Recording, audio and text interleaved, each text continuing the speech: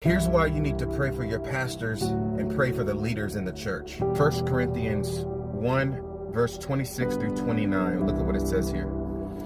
For you see your calling, brethren, how not many wise men after the flesh, not many mighty, not many noble or well-known or respected are called. But God has chosen, look at what God has chosen, the foolish things of this world to confound the wise, or to put to shame the wise. He's chosen the weak things of this world to confound the mighty, and the base things of this world, and the things which are despised, God has chosen, and things which are not, to bring to nothing the things that are, that no flesh should glory or boast in his presence.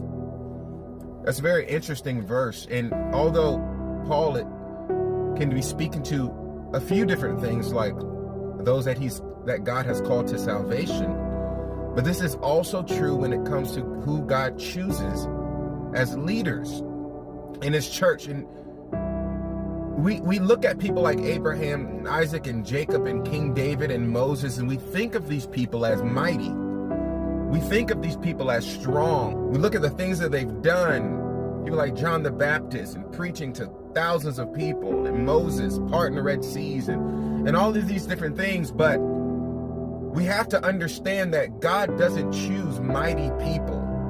He doesn't choose the strong. He doesn't choose the reputable people. But God has chosen those that are weak, those that people have despised, those that have shame. That's the people that God has chosen to be leaders. So when you look at people that are in church preaching and evangelizing, and you look on the internet and see ministers being used by God, you have to understand the context of their life. It wasn't that they were someone great.